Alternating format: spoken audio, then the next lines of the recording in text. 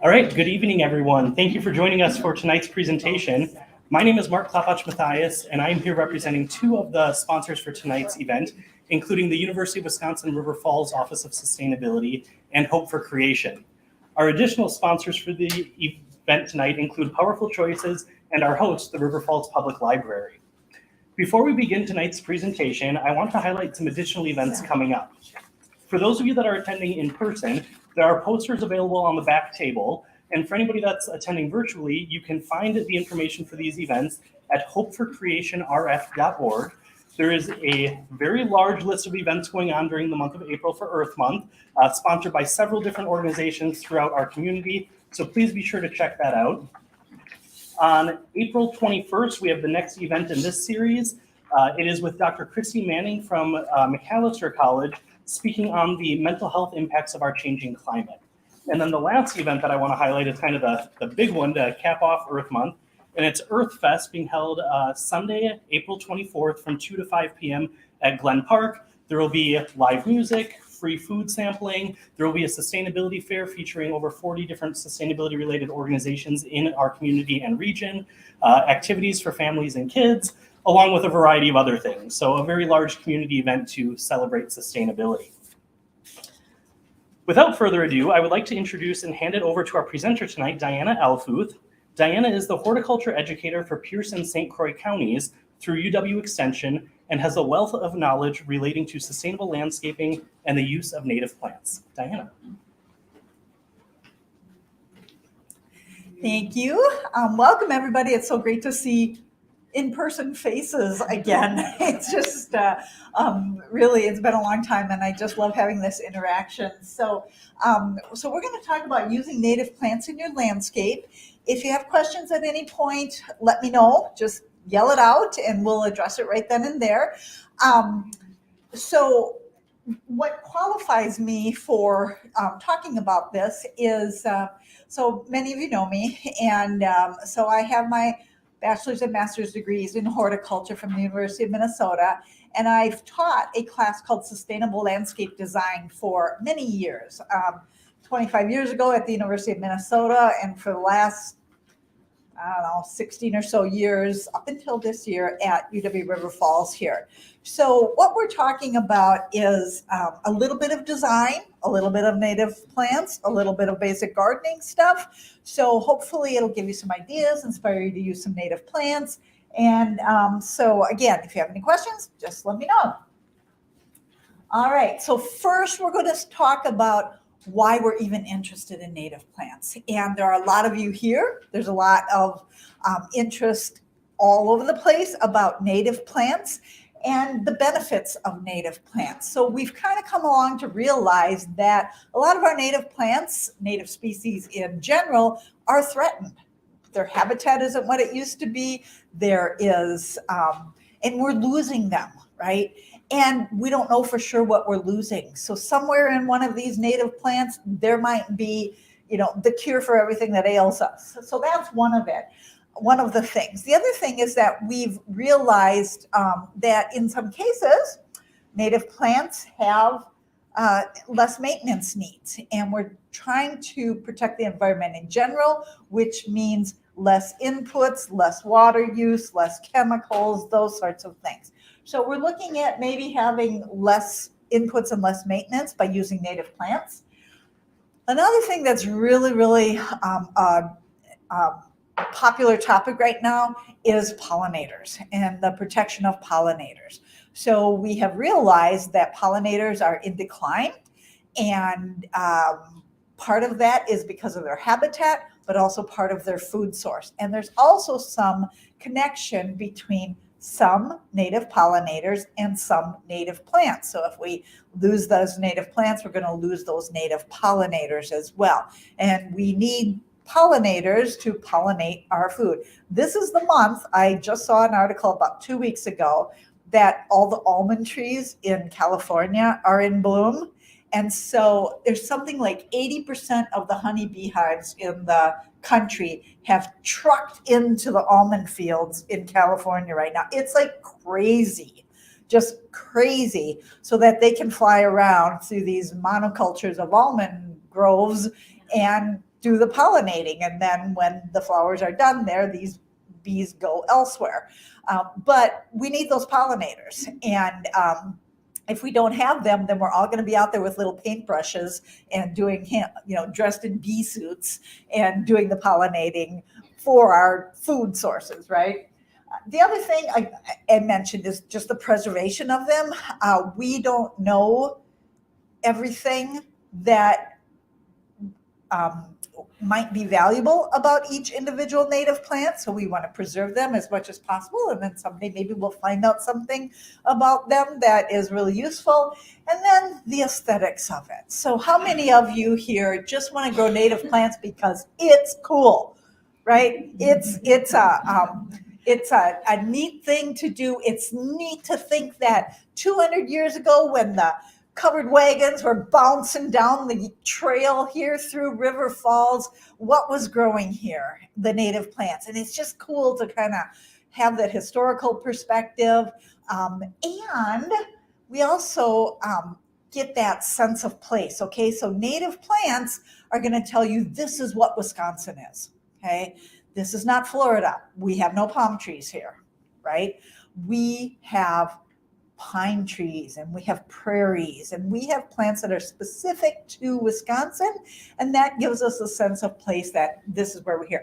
We did not all leave over this long, cold winter, so we like it here, and we want to have that sense of place. Also, the diversity of species. So many of us are kind of tired of the same old landscape, the same 5 landscaping plants in everybody's front yard, right? Stelladoro daylily, spirea, those same things. So when we start exploring native plants, we can open ourselves up to a whole lot of interesting, more diverse landscape plants. And that's a pretty cool thing too. A lot of these native plants were just never thought of as landscape plants.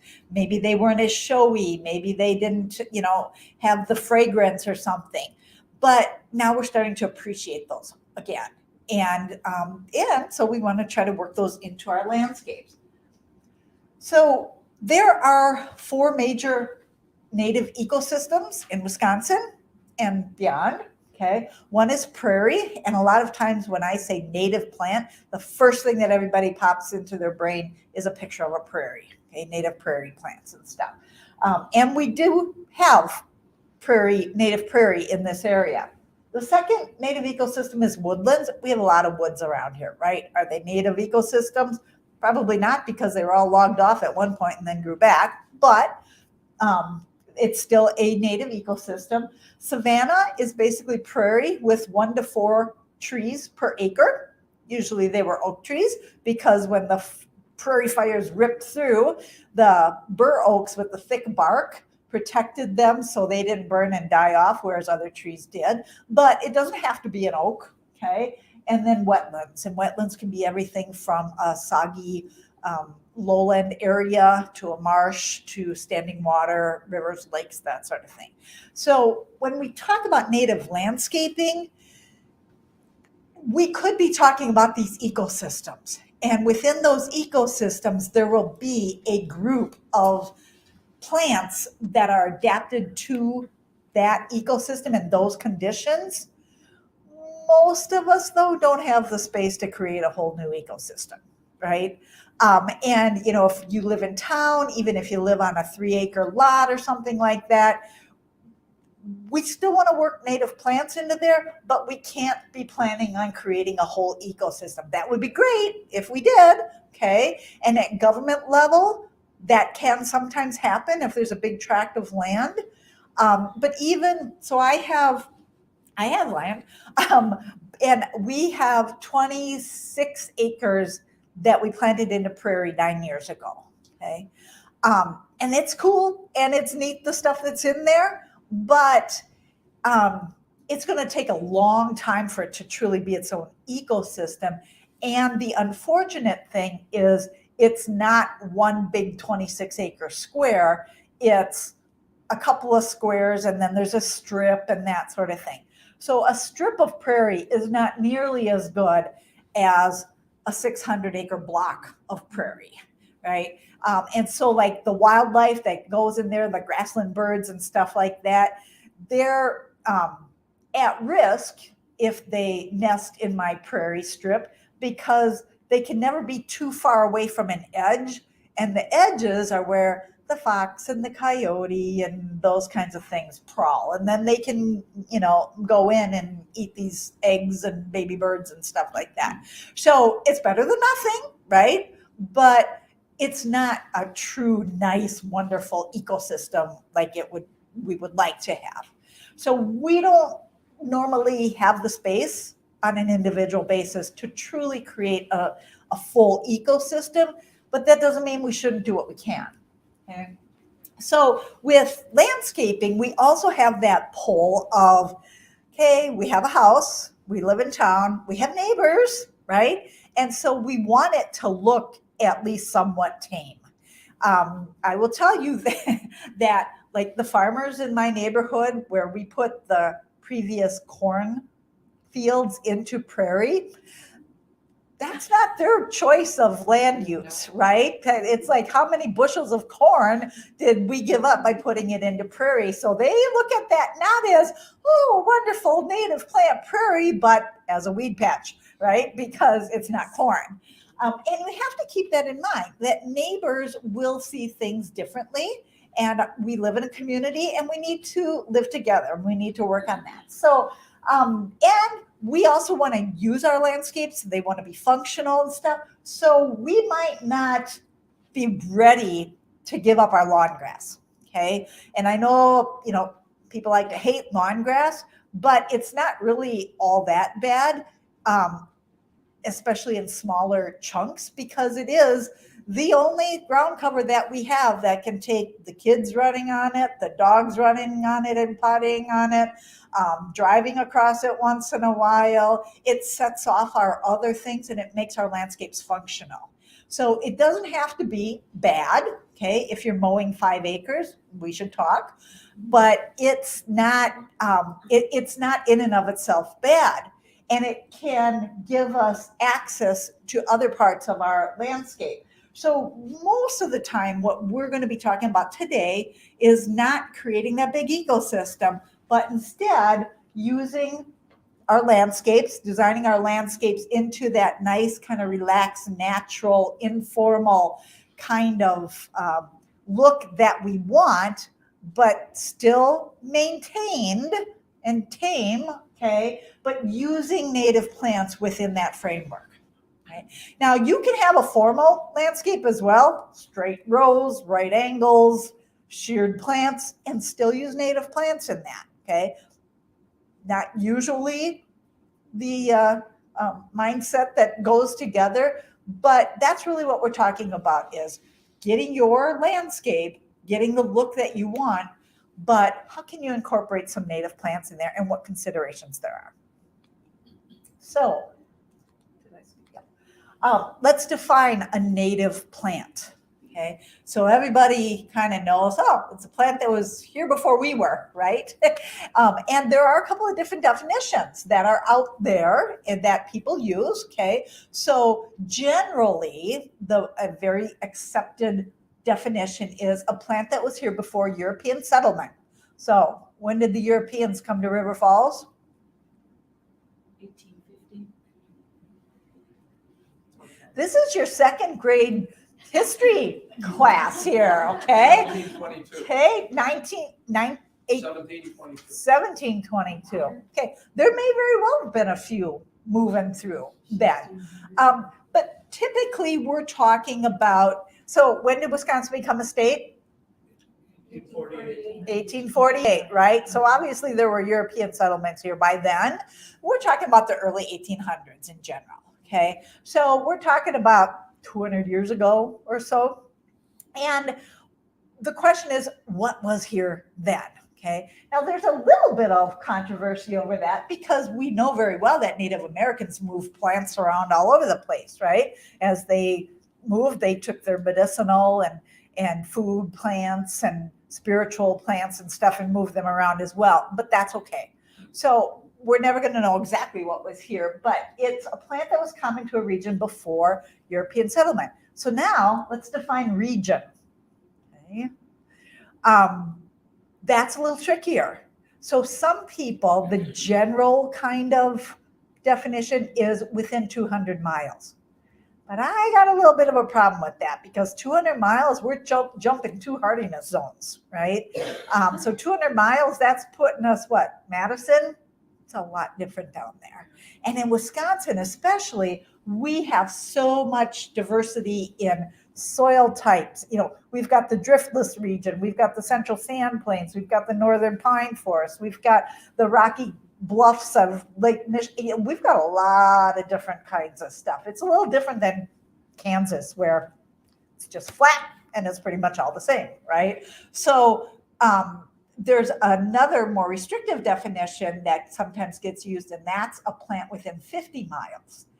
And that is maybe a little too restrictive. But reality is there's nobody living now who was living in 1810 to ask.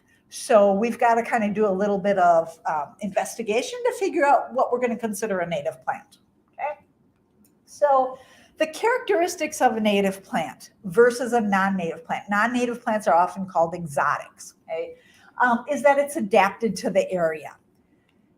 And that should be true. However, okay, nothing is that simple, right? And I don't mean to, I'm all for native plants, right? But I think we always have to look at, there's pros and cons to everything in this world, right? And nothing is cut and dried. So it's adapted to the area. Is it?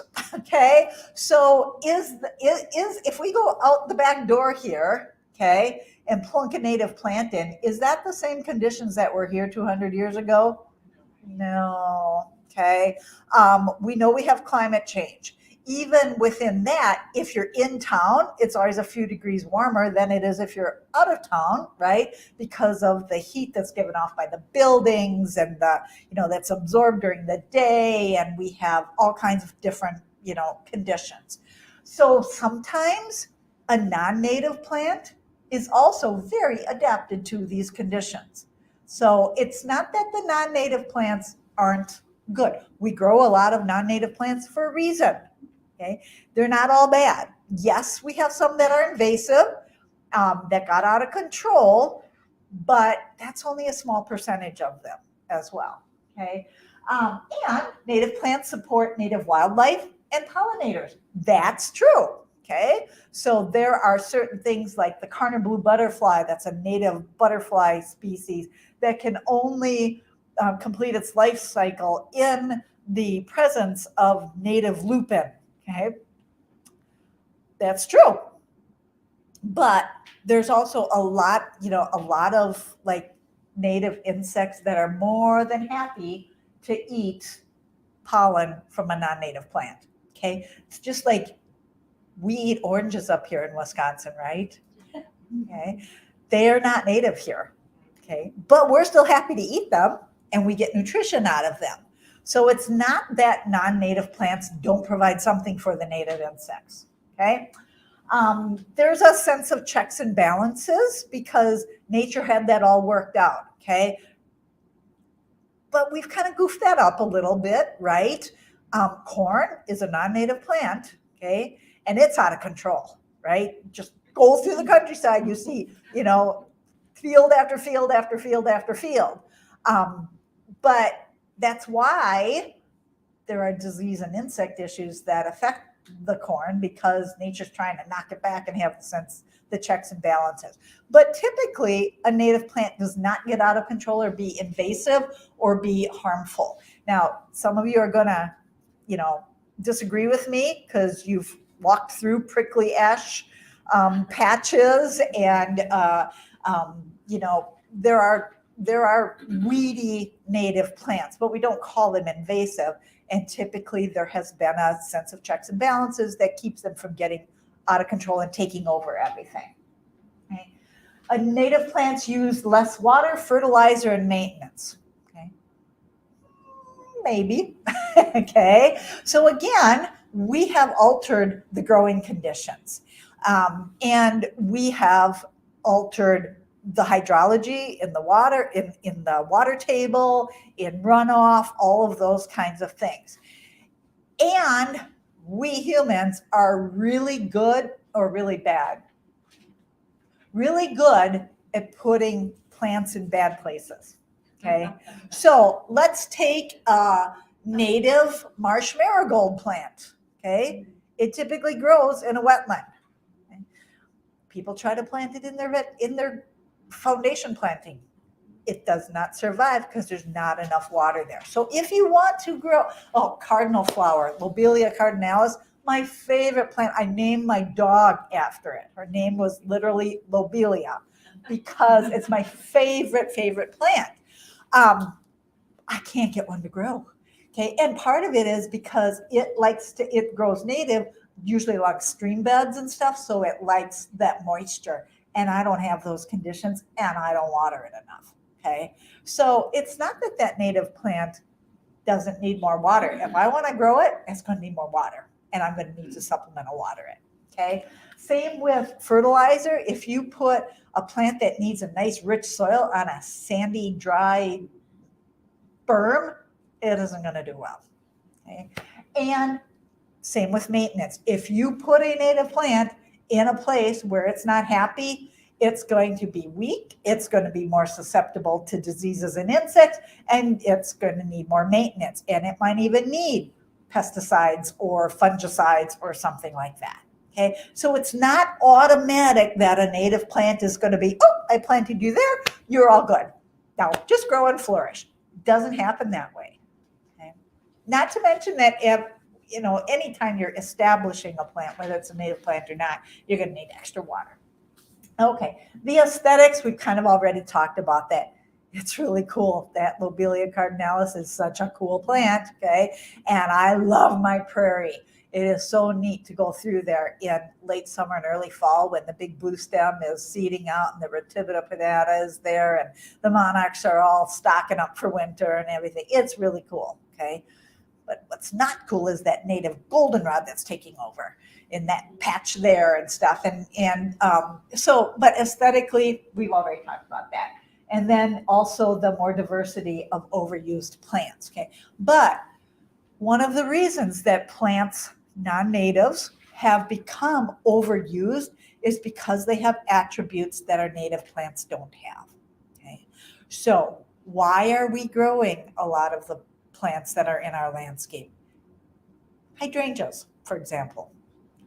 Big flowers, really showy, right? A lot of times the native plants have littler flowers or sparser flowers, or they don't have really good form and they kind of get out of control or something like that. So we have these non-native plants for a reason. It's because usually of ornamental value that we humans tend to be superficial about, okay? So with the native plants, sometimes it's more of you have to have an appreciation for what they do have to offer. So we've got a little smoke plant on here that's a little plant, okay? You're not even going to notice it from across this room, but you have to learn to appreciate the attributes of the native plants and put them in a place where they can be appreciated. So that little smoke plant is not something to put across the yard where you can't see it. It's something to put next to your patio, where when you're sitting there with your cup of coffee on Sunday morning, you're looking at it up close and can appreciate it. Okay, so from that aesthetic standpoint, native plants have a lot to offer, but we have to look at what they have to offer and use it appropriately. Now, as I'm talking about this, like I said, I'm talking about what we do in our landscapes. And so for the most part, it's not an either or, okay? And that's the point, is how can you incorporate some native plants in your landscape? It doesn't mean you have to get rid of all your non-native plants and the bright colors and great attributes that they have to offer. We just need to pick and plan accordingly, okay?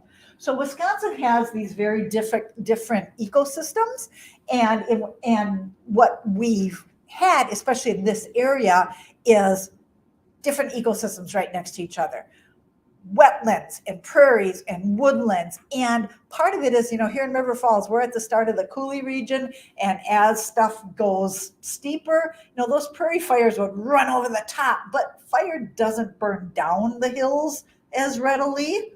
And so that's why we had a lot of woods survive on those steep hillsides going down into the coulees and stuff. So we have different ecosystems right next to each other. So the question is, how do you know what was in your property 200 years ago? Okay, when those Europeans came marching through, it's like, what was here, right? So I've got a couple of little fun things for you to try to figure out what was in your yard 200 years ago.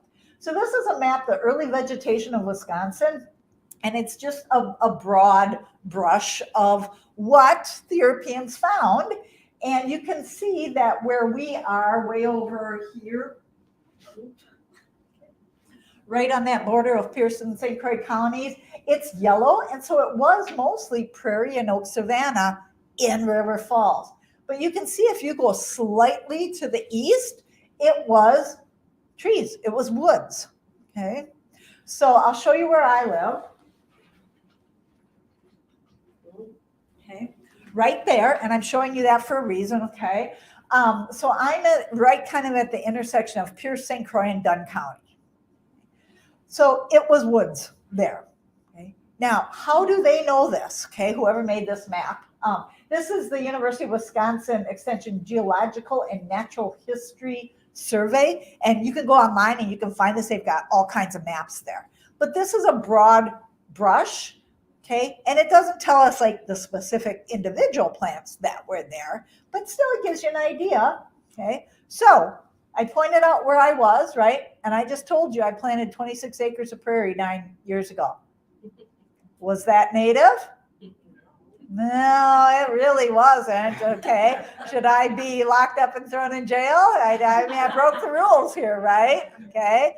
But I still wanted prairie. And I wanted prairie because grassland birds and grassland species are much more endangered than woodland species. And I just like that prairie kind of thing. Okay. That's the aesthetic I was going for. Okay. So this is one way that you can get an idea of what was in your yard.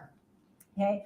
There are also things like folklore, stuff, stories people have passed down. Great grandma says, oh, yeah, we used to walk to school and pick the bluebonnets out of the ditch all the time. Okay. Well, then, that bluebonnets were around when grandma was young. So chances are, they was even longer ago than that. There are diaries that are left behind. I see Historical Society person here. The Historical Society has books and all kinds of things that you could go check out to see what was going on at, that in the history and what plants were going around and stuff. And that's a really cool way to spend a day exploring all of that stuff. And then there are government surveys. So back in Wisconsin, it was 1832 to 1866 that the government wanted to give out land to settlers. They wanted people to come and homestead it and settle it and stuff.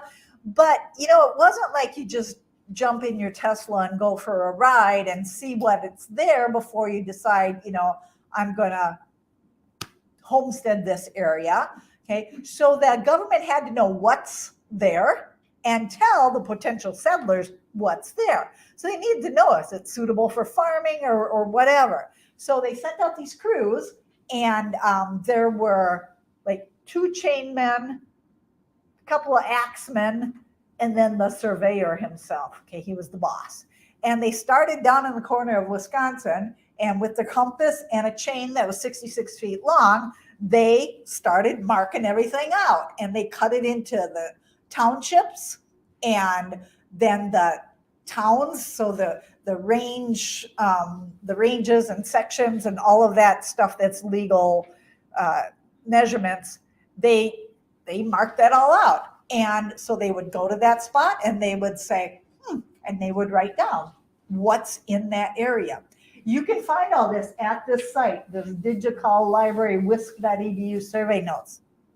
All the original notes from the surveyor are there, okay? So you can go in and you can hone in on your property and you can see what the impression of the surveyor was back somewhere in that time zone when they looked at that land. Fascinating and fun, okay? Here's my property, okay? So this is, I just downloaded this, and I know it's a little hard to read with the projector and stuff. And look at that handwriting, right? We don't handwrite like that anymore, so it's a little hard to read. But this is the township that I live in. This is Spring Lake Township. And so this is kind of a general overall sort of thing. And it talks about the Ogallie River running through it. It says, okay, so I do take a little bit of offense because it says soil second rate. But you can see it says timber, elm, ash, and I can't read that from here. Maple. So it was basswood, maple, elm, ash, ironwood in there. And they were standing there on November 20th, 1848. Yeah. So this is the township that I live in, and this is my specific farm, okay, which is really kind of cool. So it's section 13, so you can see in the top left there, it's they started at the corner between my section and the next section, and they use these chains, so you'll see the column with the chains, how many chains there were, and then the degrees and stuff. They were using their compass to mark things off. And what they would do would be they would find the spot. Okay, so this is the corner. And then they would find 3 trees that were in proximity, and they would use these measurements, like a linden, 12 degrees north, 70 degrees east. That would get the angle. And so, and then they would carve into that big tree some kind of symbol that would tell everybody that that's called a bearing tree. So that was a measurement tree. That was like a federal survey marker. So it told the loggers when they came through, don't cut that tree down. That's an official tree. And what's really cool is it was only about 15 years ago that they resurveyed all of Wisconsin with GPS and everything. They came marching through my back 40 to pound in the steel pole and everything. But they were like, these original surveyors were like within a few feet. It was like incredibly accurate. So really, really cool. But again, this tells me that on my land, again, rolling second rate, I think that's an insult, but the timber was sugar maples, lindens, elms, and here's some black ash and ironwood. And so that tells you that no, my land wasn't prairie, it was timber. Okay. Now, for the last 150 years, it's been corn and soybeans, because they came through and they cut down all the trees. And that's what it's been. And now I've put it into prairie, okay? But maybe I'm going to improve that soil to first rate with my prairie, and it won't be second rate. But they were looking at it for different reasons. They were looking at it for growing timber and for whatever other reasons. Anyway, this is just fun. So I'm kind of off on a tangent with this, but I just think this is so cool. So go check out Wisconsin Land Surveys. You can find the site. You can find out all the stuff. Now, what this doesn't tell me is all the woodland stuff that was there, all the native woodland flowers, right? So my land now, okay, I put into some grass. There's some area that was kind of steep waterway. So over the years, that was just cow pasture. Okay, it now grows about 1,000 apple trees because the cows spread apples forever. And then the backside goes down into a coulee, so that's all wooded. There had been cattle in there for many years and stuff. But there are a lot of neat native plants around. So bloodroot and spring beauty and monarda and all kinds of neat things, partly because some of it was cow pasture, so it never got plowed up. And so some of these native plants have survived. But but you can find out what you actually had, okay? But it doesn't talk about those little things that were there as well. Okay? But you can find out a little bit more about what might have been growing in your area at the Wisconsin Herbarium. It's down at University of Madison. And back in 1849, they just started collecting all, samples of plants and where they were found. So you can, and they are still collecting and putting plants in there. So you can go there and you can look up a plant, for example, and it'll tell you where in Wisconsin it's been found, which counties it's been found in. Okay. Now, if that plant was found and put in there in 1860, you can pretty much assume it was a native plant, right? If it wasn't put in that herbarium until 1970, you'd think if it was native, it'd have been found before that, right? So this is not an herbarium of just native plants. It's an herbarium of plants that have been found in Wisconsin. But still, really fun to look through on a blizzardy day, and it might give you some insights into what was at your property. Okay, so again, getting back to that, are natives always better thing? The answer is no, spoiler alert, okay? So here's a picture of, this is actually in River Falls, kind of across from the high school, okay? This on the left here is a picture of a soil profile of what would have been, whether it was woods, whether it was prairie, whatever. There's always an organic layer up at the top, and then there's the A horizon, that's the black dirt or topsoil kind of a thing. And as you dig a hole, you've all experienced this, the soil gets lighter and lighter and lighter. And it gets lighter and lighter and lighter because roots don't grow down there. What makes soil dark or black or, is roots that have died off of plants. And that's organic matter in there. The lower you get, the less organic matter there is. And that's because in most cases, roots need oxygen in order to survive. So they don't go down that far. Even tree roots, the majority of the tree's roots are in the top 8 to 15 inches of the soil. They grow outward, right? But prairie plants do have really deep roots. And that's why where it was prairies, Iowa, southern Minnesota, Illinois, that kind of thing, that's why that's the best corn growing area as well. That's the 400 bushels of corn per acre versus our 180 up here, because that prairie soil had that deep topsoil on it, okay? But we humans, especially in town, did this. We dug up the stuff to build this library, to build our houses. And so that whole soil profile is all mixed up. So not only do we have bad soil conditions and it's been compacted because we're, rolling our lawnmowers over it all the time and all the heavy equipment when they built the house, compacted that soil. We've created these heat islands coming off of the buildings. We've altered the hydrology, how the water is moving underground, that sort of thing. And we have also introduced exotics, okay? Not just exotic plants, but exotic animals, exotic diseases, exotic insects that affect our native plants. So how many of you would plant an American elm tree in your front yard right now? No. Okay, it's a native plant. Wouldn't it be just like, you just plant it there and it's just going to take care of itself. No water, no maintenance, no fertilizer, no nothing. Yeah, it's going to get Dutch elm disease, which, came from the Dutch. But then we shipped it off to Europe and gave it to them. So we have these other factors, which means that you can't just arbitrarily pick a native plant and expect that it's going to do well. We have, let's see now, emerald ash borer is our latest one, right? Japanese beetles is another one. We have all, I keep wanting to do this. I want to know which things we've sent to Asia that are pests for them as invasives. Really? I mean, seriously, if we've gotten all these, we had to have shipped stuff back there, and they must be dealing with like American beetles or whatever that are decimating their native plants. I really do want to know that. But we can't just assume a native plant is going to do well.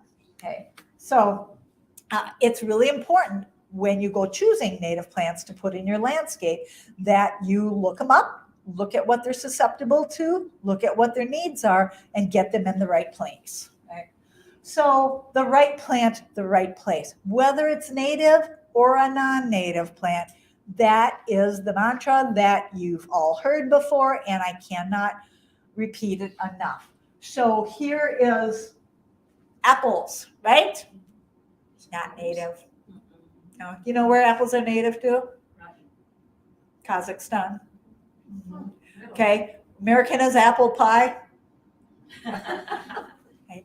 And remember, so they brought apples here not for pie, but for cider because water wasn't safe to drink. So they wanted fermented. It's the same reason why beer is such a big deal. But now, planting apples, should we not plant apples because it's a non-native? No. Okay. And have you ever been around an apple tree in spring when it's blooming? It's just buzzing, isn't it? Those native insects, those native pollinators, they're more than happy to feast on all that apple pollen, right?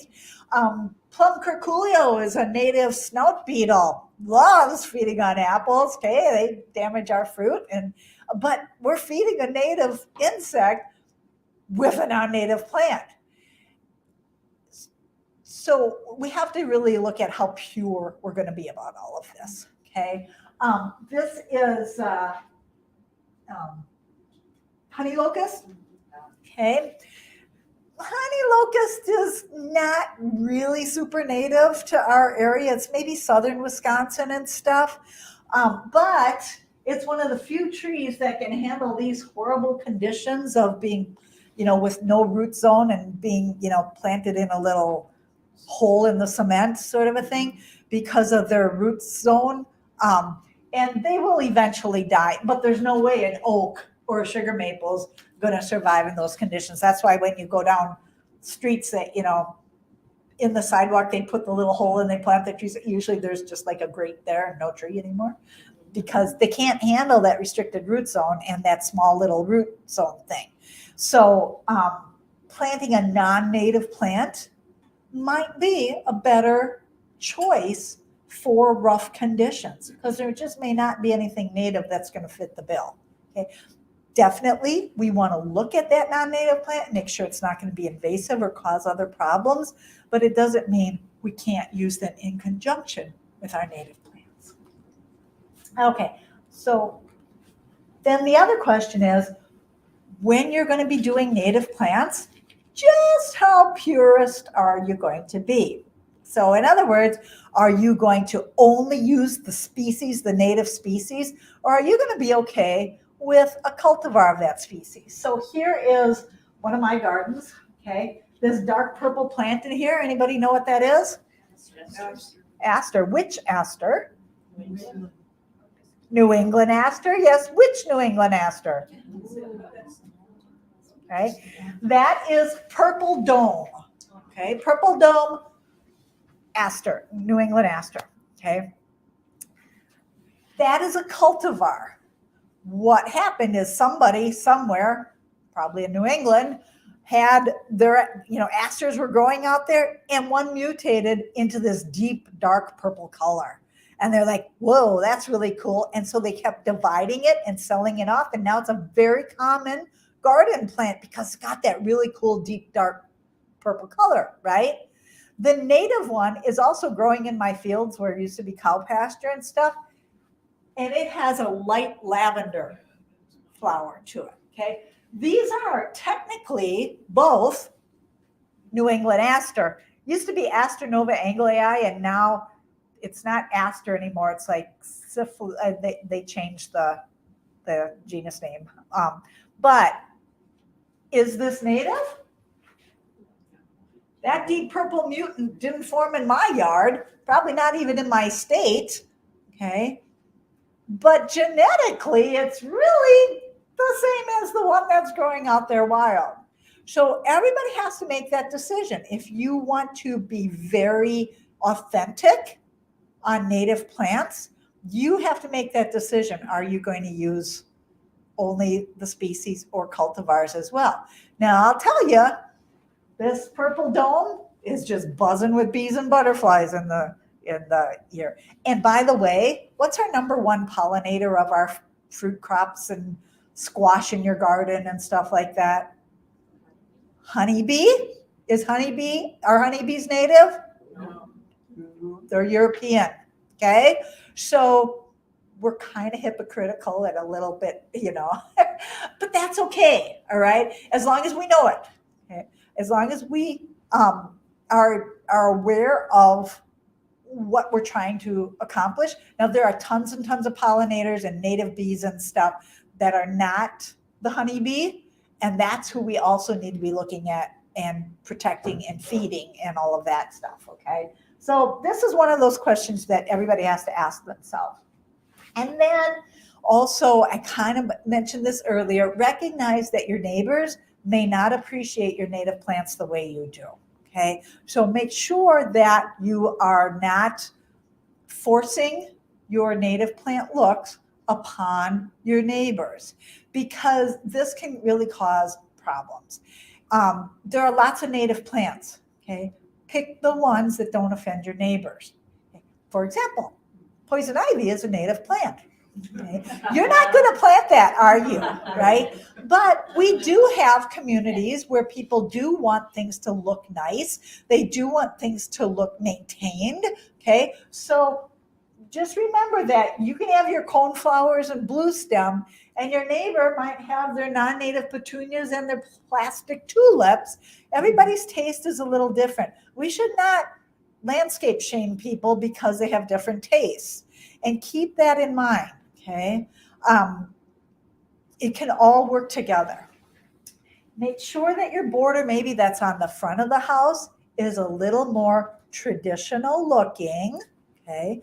And you put your wild prairie and your rattlesnake master and your big coarse cup plants and things more in the backyard. Not that you can't get them in the front yard if you're really good at designing them in, but just keep that in mind, okay? Because it'll go a long, long way for other people to say, oh, look, I can have an attractive landscape and use native plants, because there are a lot of people who think native plants just look weedy.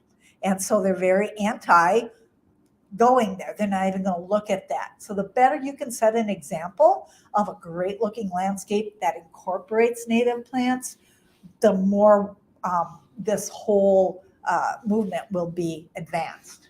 Okay?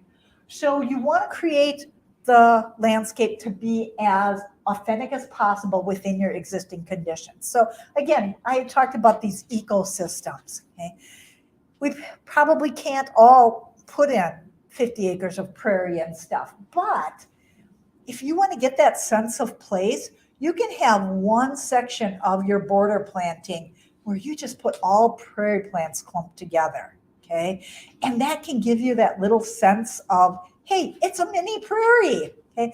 Is it going to be all that, fabulous, feeding tons of wildlife and, nesting prairie chickens and things like that? No, but you can still get your sense of place and your enjoyment of those individual plants in a small space. But always choose the plants based on your site conditions and have a goal, okay? So here's my goal. Some of you have heard me whine about this before, okay? My favorite birds are eastern meadowlarks. They are the coolest birds. They're like yellow. They have a big black patch on their chest, and they have this really fantastic sound.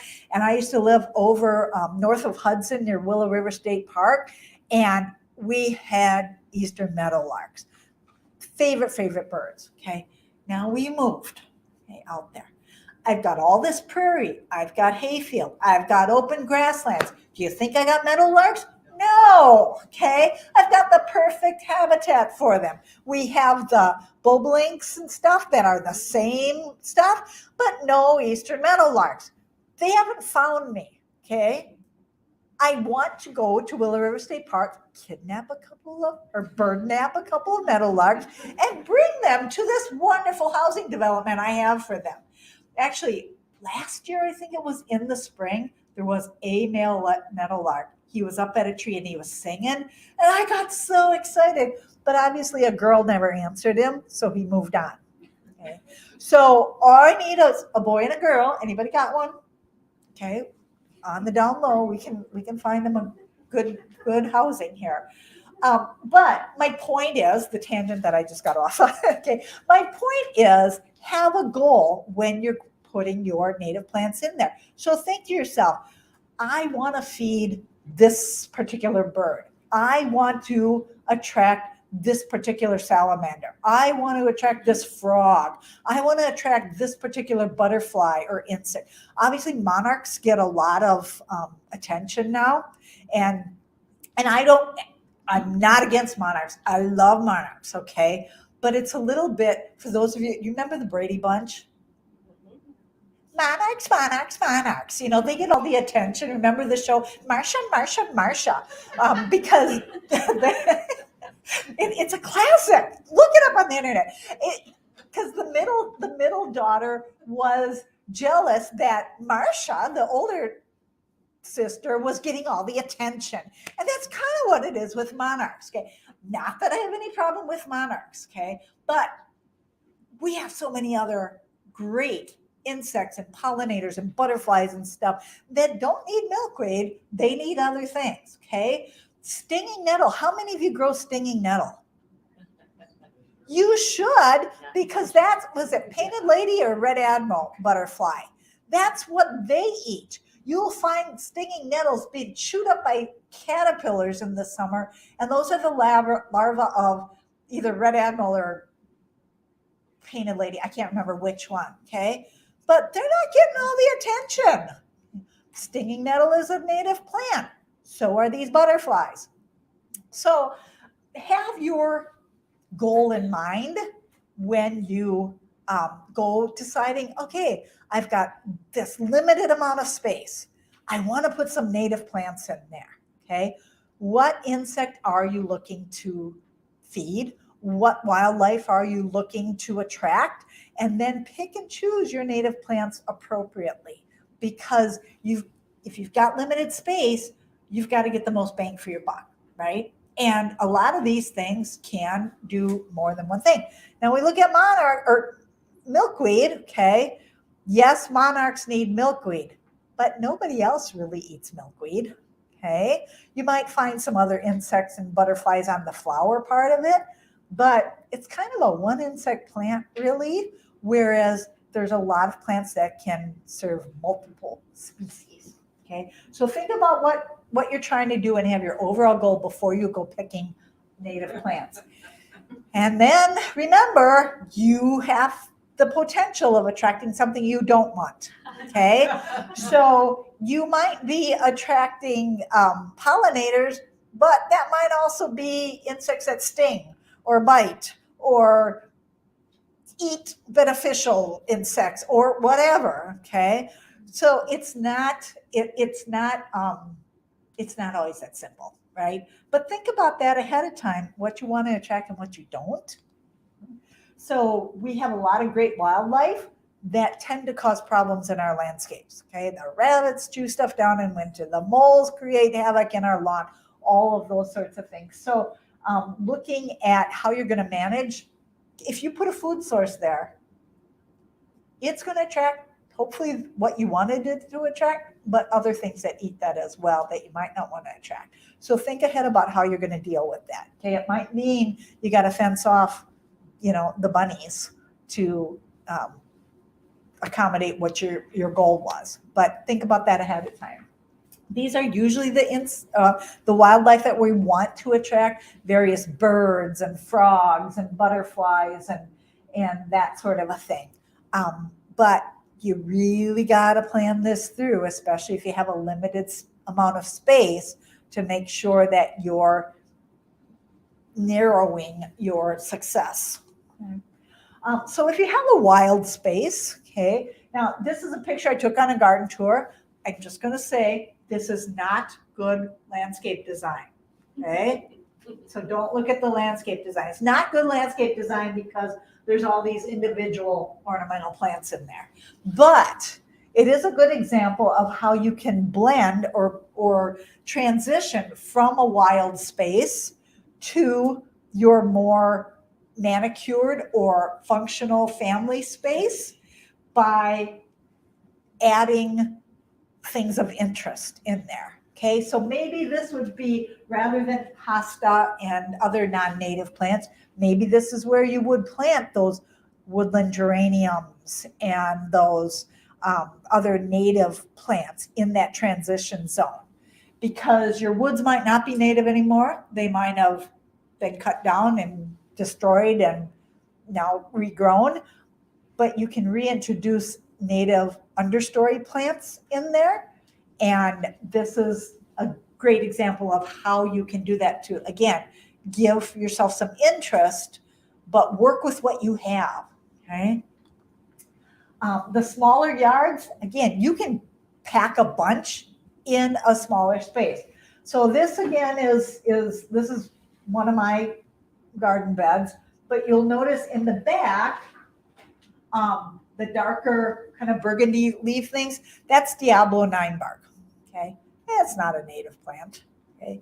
9-barks are native in Wisconsin, but Diablo was bred to have those dark purple leaves, and they don't really produce any fruit. The flowers are kind of small. We grow them for the foliage, okay? But it's my backdrop plant. In front of that, like a little bit lower, is glossy black chokecherry. And that is a native plant. It's full of white flowers in spring, and it gets all kinds of blue-black fruits that hang on there into the winter. And it feeds a lot of different birds, especially those poor robins that have been back for several weeks and can't cut a break on this snow and ice. Guess what they're eating? They're eating those. They're eating crab apples that have frozen and thawed because there are no insects out there for them yet. Okay, so that's a really great wildlife plant. In front of that, there's this row of pink flowers in there. That's New England aster. Okay, it's another cultivar. It's Alma Pachki, I think. So it's kind of a bright pink, but it's native, kind of like the lavender wild version of it that's in the field back behind. Okay, and then this shrub up here is St. John's wort, Hypericum, and that's native. You don't see it growing wild a lot, but it is native. And this is again, a cultivar selection of it, covered with yellow flowers.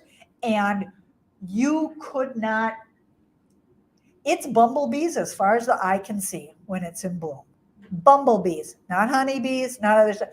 Bumblebees love this stuff. It's like you can hear it across the lawn buzzing on a sunny day. It's amazing, okay? And then here's the daylilies, not native, okay? But they provide some blast of color in there and the ornamental things that make that landscape a little more traditional, a little more conventional maybe, but it's an example of a couple of non-natives or quasi-natives, I should say. Other than the daylily, the others are at least all quasi-native and stuff.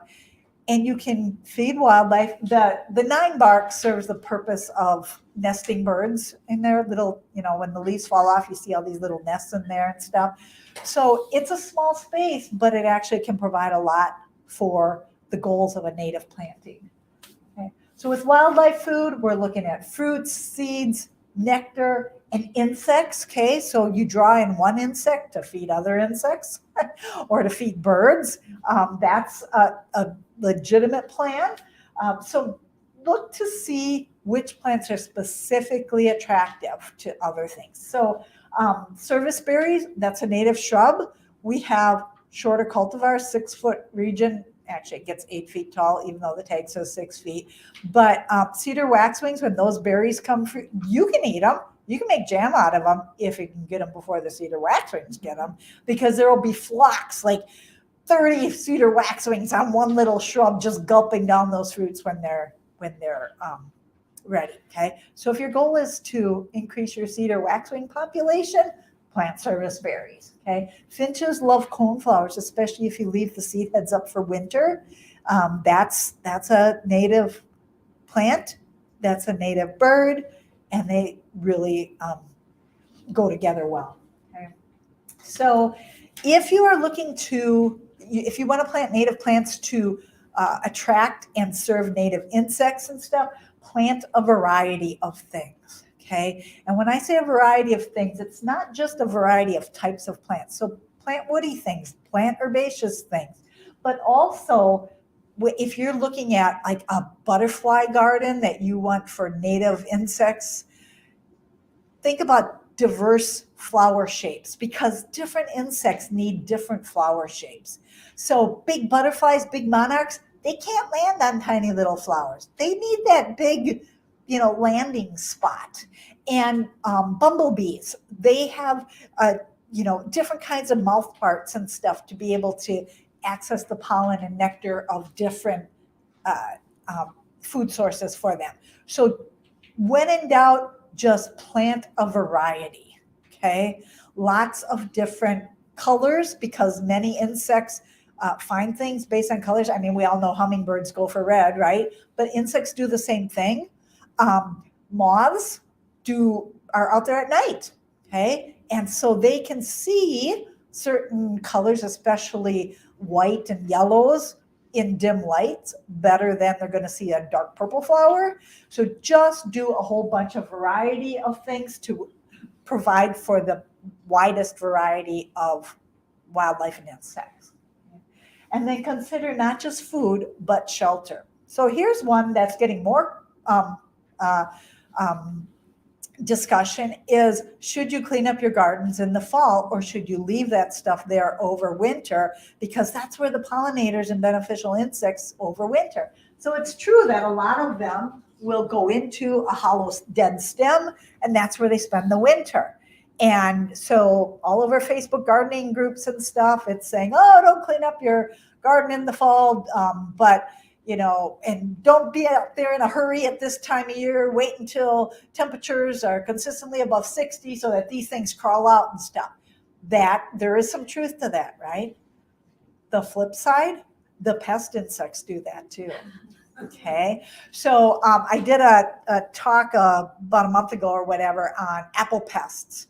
And in there, I was talking about picking up fallen apples because the codling moth and the apple maggots are in those fallen fruits and they will continue to develop and then, be a problem. So when your apple fruits fall off the tree in the middle of summer, there's probably a reason for it because there's insects all in there and stuff. So you should get those picked up and destroy that. And in the evaluation, somebody said, the experts have been saying that we should leave our fallen foliage and stuff for overwintering and stuff. And now you're saying that we should pick this stuff all up. I wish you experts would get in agreement. We are in agreement, okay? It goes both ways, right? Yes, these things, the beneficials do overwinter there, but so do the pests. And a lot of those pests are native. So there is no easy answer. And that's, you kind of have to pick, okay, what's more important to you? Good apples or shooshing those beneficials off into the woods for winter?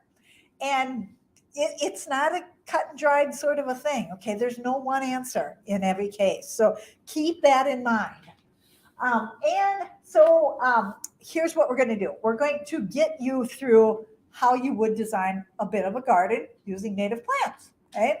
So first you're going to collect a list of the native plants that you want to do. Okay. For whatever reason, you're going to look through catalogs, the herbarium. You're going to look at what's growing nearby and you're going to make a list and say, I want this. I want Lobelia cardinalis because it's my favorite. And I want stinging nettle because I want to feed the butterflies and that kind of thing. Right. And then you're going to look at, okay, which ones are really available nearby? And when you go buying plants, it's really important that you try to buy local because local ecotypes are more adapted to your area. So if you take purple coneflower is native east of us, out to Colorado, whatever. But if you grow one that grows in Kansas up here, it may not make it through winter, even though genetically it's technically the same. Red maples are native here. They're also native in Florida. If you get seeds from one in Florida and grow it up here, it's probably going to die in our winter, even though genetically it's the same species. Okay, so we are really fortunate. Right outside of town here, there's Kinnickinnick Natives. That's a great little local plant nursery, and super tons of knowledge there with the owners. We have several native plant nurseries in Wisconsin. So Prairie Nursery down by Madison is like the gold standard. And if nothing else, go to their website and you can learn a ton about all the very different species of native plants, which ones grow on clay, which ones grow on sand, which ones grow in high pH, which ones grow in low pH. And it's just a great source of education. But look for what you can get from as close to home as possible. Okay. And then make sure that you speak Latin, right? Because you got to make sure you're getting the right thing. Okay. If you go in and you say, I want black-eyed Susans, okay, black-eyed Susans, yellow petals, brown center. There are lots of different genus and species of of yellow flowers, brown center, and you got to make sure you're getting the right ones. Some are native, some aren't. Okay, this a lot of people call that black-eyed Susan. That's Ratibida pinnata, or it's actually called gray-headed coneflower, and it's a native prairie plant. Okay, but you got to make sure you're getting the right thing. Inventory what you already have. Okay, now when we get into the design side of things, okay, so now the designer in me is talking, right? How do you combine plants? And we use these design characteristics. So the plant type, okay, is it a shrub, a tree, a herbaceous plant, a ground cover, a vine? Plant type. The plant size, height and width at maturity. Okay. The form, is it vase-shaped? Is it upright? Is it columnar? Is it mounded? Is it creeping? What's that form of that particular plant? The texture. So if you're looking at it from a distance, does it look kind of coarse texture? Usually that is a combination of light and dark, so it's contrast. So the bigger the leaves, the more areas you have that catch sun, but also cast shadows. Okay, and that's what causes visual texture. Okay? So if you think of a elephant ears plant, okay, really coarse texture. Think of rhubarb, okay, big leaves, big shadows, okay, versus, sweet alyssum, the little annual plant, tiny little flowers, not much for shadows, okay? So looking at the texture, because when we combine plants, we want variety in that. If you have all medium textured plants, they're all going to blur together, okay? So we need some contrast to set things apart from a design standpoint. And we should look at not just the foliage, but the flowers, because when it's in flower, it might have spiky flowers, and that's going to give a different texture than, tiny little sweet alyssum flowers. And then the plant's season of interest. When is it really providing extra interest? When is it in bloom? When is it giving good fall color? That sort of a thing. Because, and along with that is, if we're growing this to provide for wildlife or insects, we need to make sure that we've got something blooming all the time, right? If everything blooms in June, only those insects that are out looking for pollen in June are going to get fed. And the ones in July are going to starve because you ain't got no flowers for them, right? So we need to make sure that we've got things spread out throughout the year. Okay, so here's your planting bed. Okay, this is your backyard. This is your back property line, and you've got a flower bed there. Part of it was you want to create a little screen from the neighbors, because they don't dress like you'd like them to dress, and you don't want to look at them. So there's your back property line. Here's your bed line. Okay, your edging. Here's your lawn grass or whatever. So this is kind of the traditional landscape kind of design. So you take your list of plants that you have created that you want to try to fit in, or that already exist, or that you can move there, or that sort of a thing. And you start with one.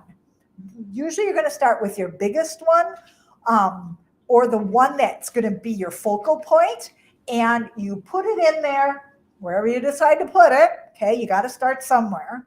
Okay, and you're going to list those characteristics of design that I just mentioned. So this is a deciduous shrub, 6 feet tall, 6 feet wide, upright form, medium texture, and fall interest. So this is going to have something going on in fall. Okay, and if your goal is that this is a native plant to feed something, okay, maybe this is, okay, I want flowers for those monarchs that are getting ready to go to Mexico or whatever, okay? But you're going to list those characteristics. Then you're going to put your next group of plants. And if you want a naturalistic landscape look, then you're not going to plant one of those, one of those, one of those, one of those, one of those, one of those, because in nature, it doesn't happen. Nature reseeds itself, so you get a big swath of stinging nettle, interlocked with a big swath of poison ivy, surrounded by a big swath of prickly ash, right? So think about how nature does it as well. Don't do the 1, 1, 1, 1, 1. Depending on your size, you're going to be limited to how many different species you can get in there. But visually, we want it to look natural, okay? So here we've got a swath of, I'm going to say this is an evergreen shrub, and maybe I'm putting that in there because I want nesting for small birds, because they like to go in there, because then the hawks can't come out of the air and grab them and grab their little babies, right? So it's going to be 4 feet tall, because that's 2/3 the height of the one behind it. Okay, that's just a design thing. And 4 feet wide. I'm going to say it's mounded form, because this one was upright. So we're looking for variety. Okay, we don't want everything to be the same in any one of these categories. And we're going to say it's coarse texture in front of the medium texture. And this is going to have some winter interest, as well as winter shelter for those birds that don't bother to migrate. Okay. Next group, we're going to say it's a deciduous shrub, 2.5 feet tall, because again, that's 2/3 the height of the one behind it. Creeping texture, so we've gone from upright to mounded to creeping, so we've got some variety in there. Medium texture in front of the coarse texture, and spring interest. Okay, so something that's going to visually look good for us for spring, and if my goal is something for wildlife or insects, I'm going to target that as well. The next group is ornamental grass. Okay, it's going to be 40 inches tall, so shorter than the shrub behind it. Medium texture, fall interest. And the last group then is an herbaceous perennial, 18 inches tall, so shorter than what's behind it. Fine texture, summer interest. I'm going to say red flowers. But again, if you're looking for characteristics that help wildlife or insects, those would be in your characteristic needs as well. Okay, so we're combining things based on their characteristics, not just because we love Lobelia cardinalis, because it's not going to look great with every plant. Okay, so this is a whole nother design class that we can do sometime. But this is how you can now choose native plants that have these characteristics and combine them so they're still going to look nice and neat and managed for your neighbors. Okay, so we're combining that societal things. And I mean, I like a well-maintained landscape, and I like neatness too. I don't want it to be all weedy. Plus, by doing it this way, it's going to be easier to maintain, because you will have weeds no matter what, right? So I don't want, one of my caveats on any plant, whether it's native or non-native, if I'm putting it in a planting bed, it cannot reseed itself. For that reason, I have pretty much eliminated purple coneflowers, because they just get weedy. Okay, and so I want them behaved in my beds. Okay, that's why I planted the prairie, where they can do what they want. But this is how, now what you're going to do is you're going to take that list of your native plants that you wanted, and you're going to find which ones match which characteristics. Now, I will tell you that, again, native plants often don't have these great visual characteristics that non-native plants have. So to find an herbaceous perennial with fine texture and red flowers that's going to make a visual statement in your native plant list might be a little more challenging. Okay, so maybe the plants in the back are going to be that glossy black choke cherry and that service berry and stuff. Maybe those are my native plants, but this is my non-native flower indulgence.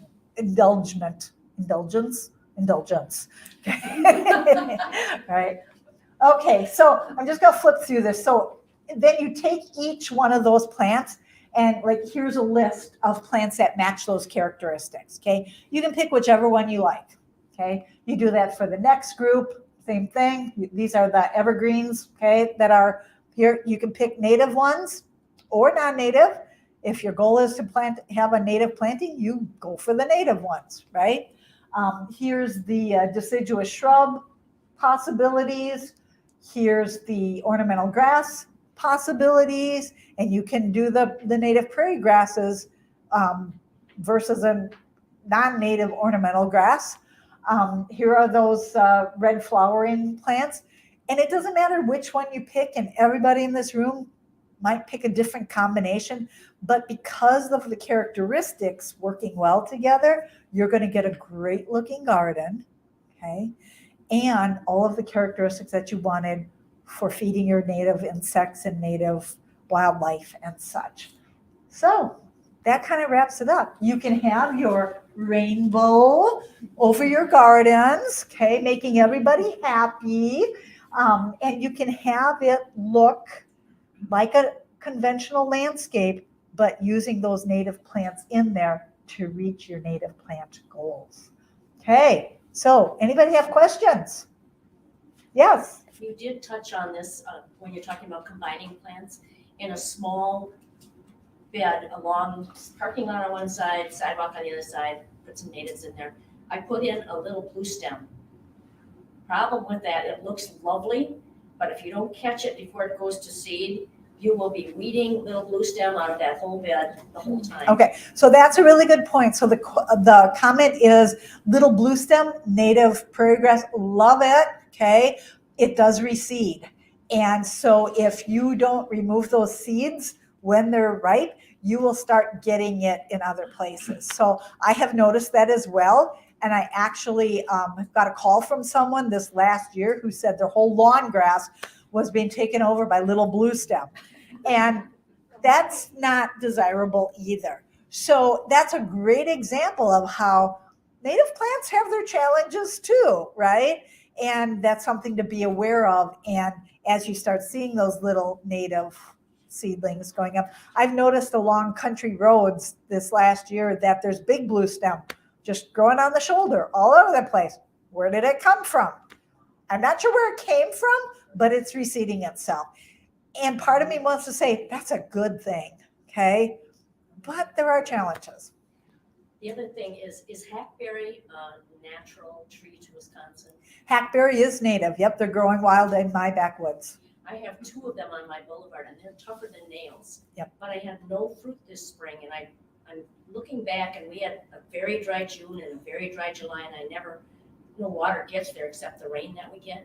So consequently, this spring there are no berries. And the cedar waxwings and the robins depend on those 2 trees every spring, and there's nothing there this spring. Yeah.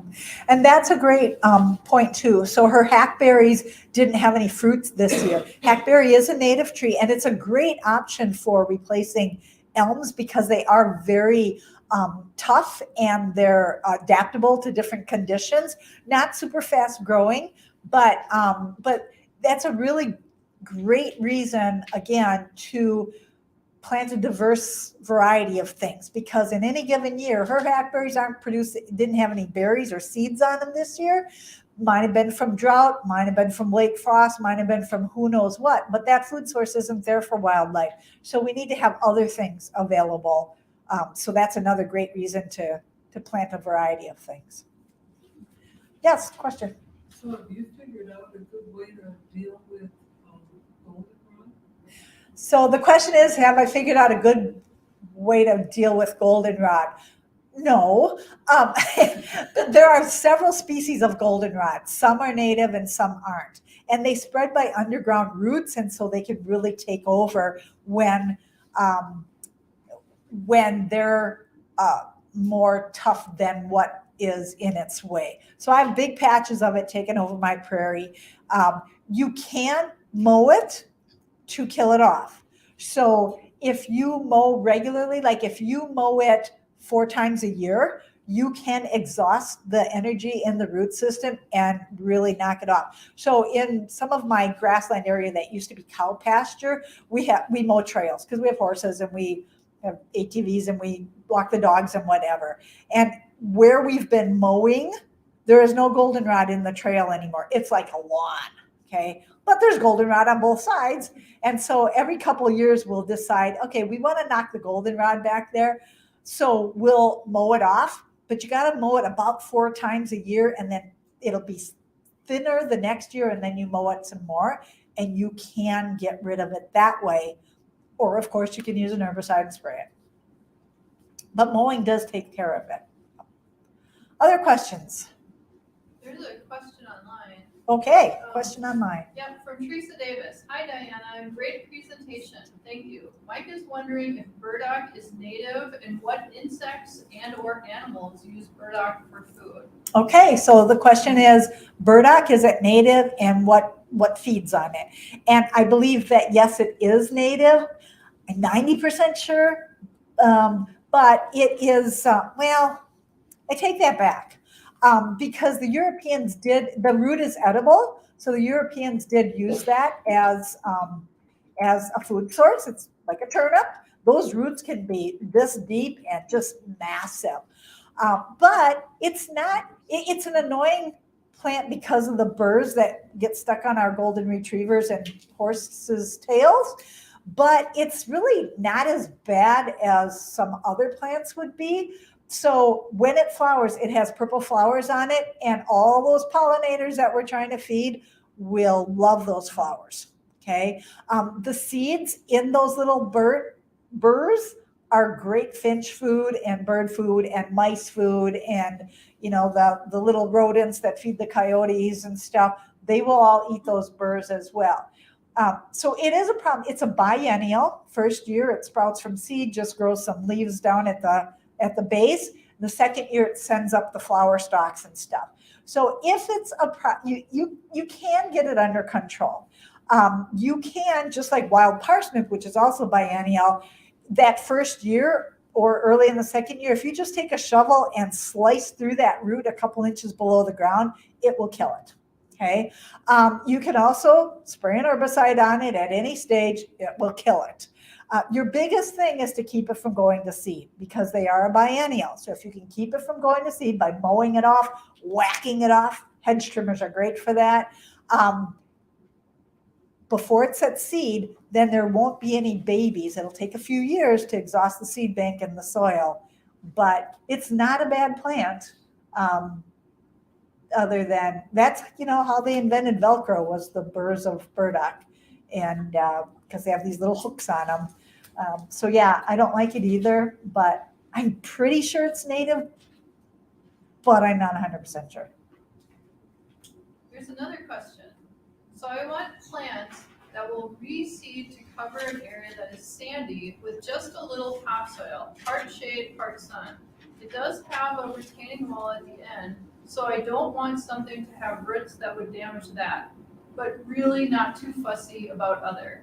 It's just too hard for me to get back there to mow. Any suggestions? I do have some little blue stem seeds. So little blue stem would be something to try. Okay. It can handle some sandy conditions, but really it's a prairie plant, so it kind of likes a little bit richer soil. It's something to try.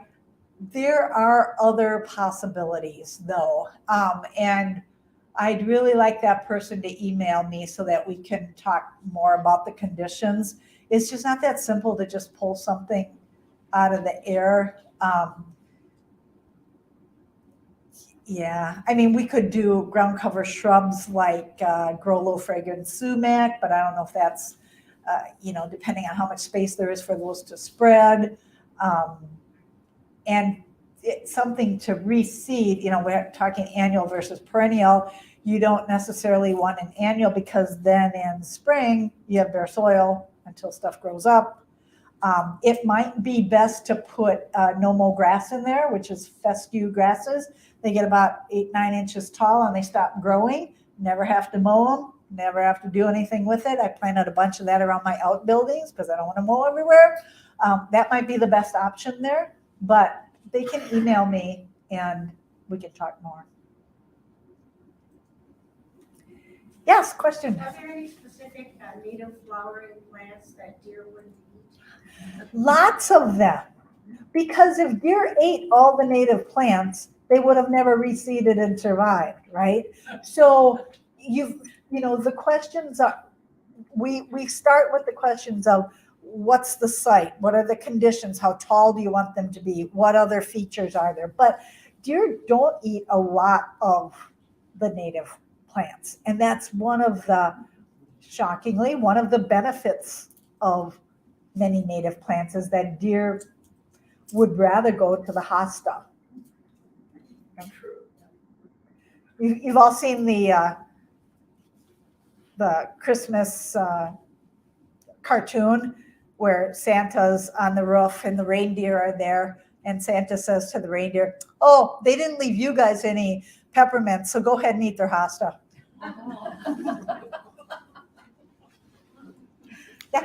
More of a comment, around Pierce County, you get a lot of coolies and stuff, and it seems like if people you can't plant native, just go for drives once in a while. There's certain times of the year that are just spectacular. That is really true.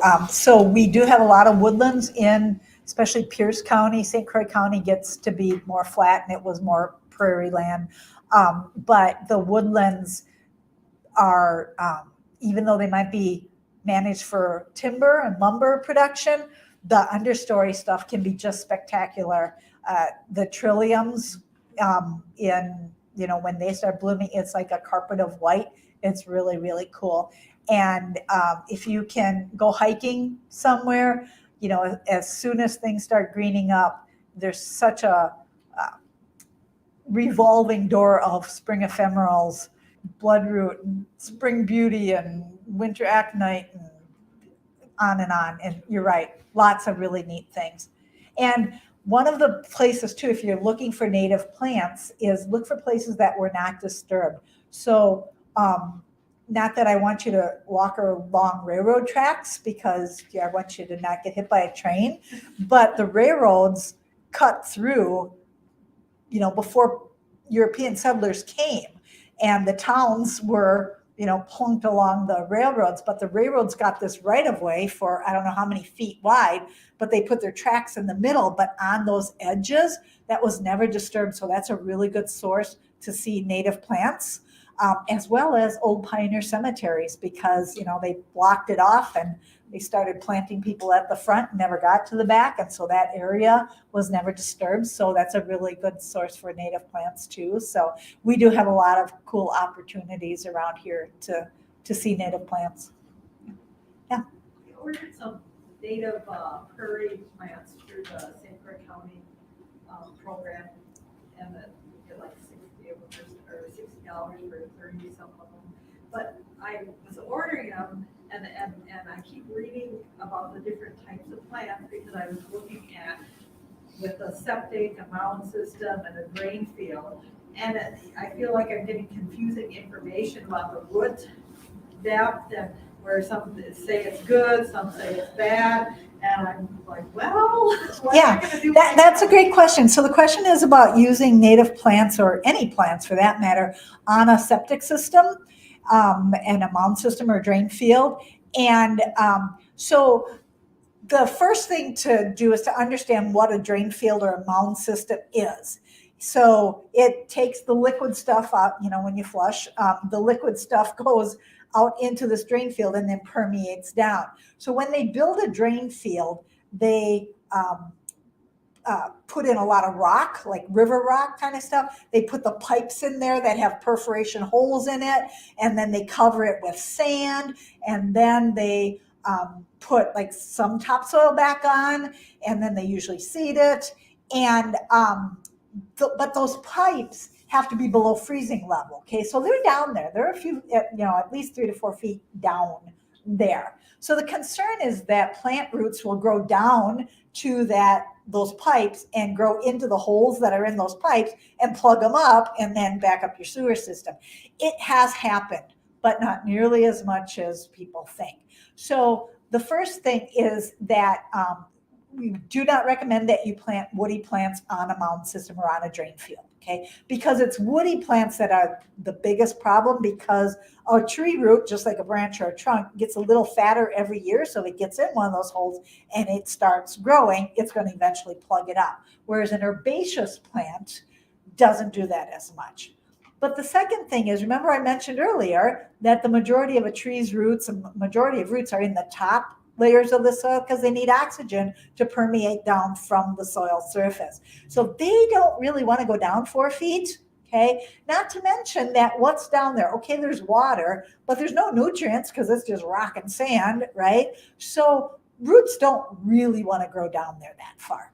Now, if it's a water-seeking plant like a willow tree or even a silver maple or the river bottom trees and stuff that like, wet conditions that can handle those being without oxygen for a while, you want to keep those, at least 20 to 30 feet away from your septic system. But most prairie plants, even though they tend to have deep roots, they're not going to grow into that stuff, and they're herbaceous. So it's okay to plant especially shorter species on that. And so what's on the top is usually a reflection of what's down below, simply because what's on the top does the photosynthesis that creates the energy to grow roots, okay? So just like our lawn grass, the higher you mow it, the deeper your roots are. Everybody put your mower on its highest setting, another tangent. But if you were planting some, especially the shorter prairie plant native instead, you're going to be fine, okay? So that's the issue there. Does that help? Yeah. Okay, good. Other questions? All right, well, thank you everybody for being an in-person audience again. Yay! Zoom has its advantages. It's been nice to, have that option, but it's just so much nicer to see that you guys actually came out in this cold, gloomy weather, and so thanks everybody, and we'll do it again. Thank you.